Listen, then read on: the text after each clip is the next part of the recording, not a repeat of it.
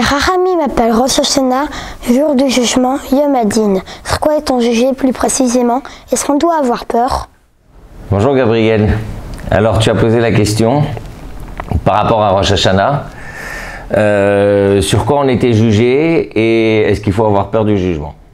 Je dois t'avouer que c'est une très bonne question. Et pour tout te dire, c'est une question que je me pose tous les ans. Alors comment je réponds à cette question? Alors pour répondre à la première partie de la question, c'est-à-dire sur quoi on est jugé. Alors on est essentiellement jugé, on va dire, sur la question matérielle de notre situation. La santé, la parnassa, est-ce qu'on va gagner au loto ou pas? Ça se décide à Rosh Hashanah. Donc c'est important évidemment, parce que si on n'a pas la santé, Dieu préserve, c'est compliqué. Et si on a la santé et on n'a pas de quoi manger, du coup on n'est pas en bonne santé. Donc il faut avoir les deux. C'est très important d'avoir les deux. C'est même très important d'avoir une très bonne parnassa.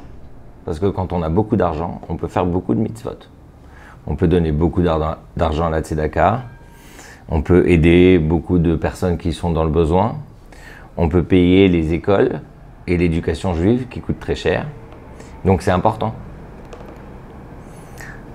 Et à côté de ça, la deuxième partie de la question, c'est certainement la plus difficile.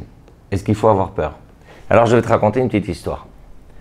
C'est l'histoire de deux amis qui se rencontrent quelques jours avant Rosh Hashanah. Alors il y en a un qui est très joyeux, jovial, et tout content que c'est bientôt Rosh Hashanah, et l'autre qui est triste. Il a peur, il ne sait pas comment réagir.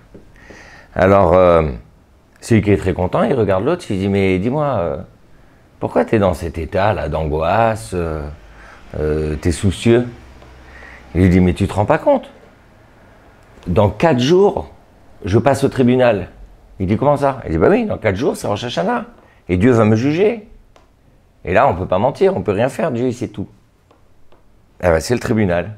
Imagine-toi que tu as demain rendez-vous avec le tribunal pour quelque chose de très grave. Ben forcément, tu as peur. Tu es angoissé, tu dors pas la nuit. Ah, l'autre, il dit « Ouais, je te comprends. » Il dit « Pourquoi toi, tu n'as pas peur?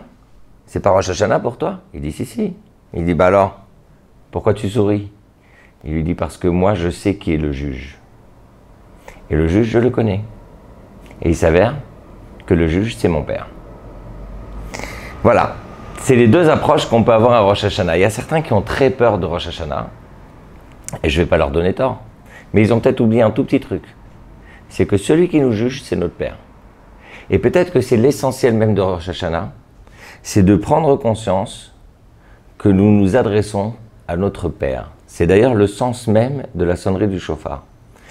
On le dit dans la prière, la sonnerie du shofar a pour vocation de faire en sorte que Dieu soit le roi sur nous. Et on va dire plusieurs passages dans la prière qui vont nous rappeler ces choses-là. Donc l'objectif, c'est cette idée de la relation que nous avons avec Dieu. C'est ça qui est important à Rosh Hashanah. Alors que le tribunal, on ne connaît pas le juge, on ne connaît pas le président, on ne connaît personne. Et donc on arrive comme un étranger. À Rosh Hashanah, on n'arrive pas comme un étranger. On arrive comme une personne qui connaît tout le monde. Et tout le monde le connaît. Donc à nous de faire preuve de bon côté relationnel avec celui qui est assis à côté de nous à la synagogue et avec nos amis, parce que s'il y a bien une chose pour laquelle Dieu ne peut pas pardonner, même à Yom Kippour, c'est les fautes qu'on a fait envers nos amis, où là il faut aller demander pardon. Donc il faut renforcer cette relation que nous avons, cette relation communautaire, et évidemment la relation avec Dieu. Faites en sorte que Dieu c'est votre Père, comme ça il va bien vous juger. Et de ce fait, je vous souhaite Shana Tova Umetuka, une bonne et douce année, Ktiva Vachatima Tova, que vous soyez écrits et scellés dans le livre de la vie, de la santé, de la parnassa et tout ce que vous désirez. Shana Tova.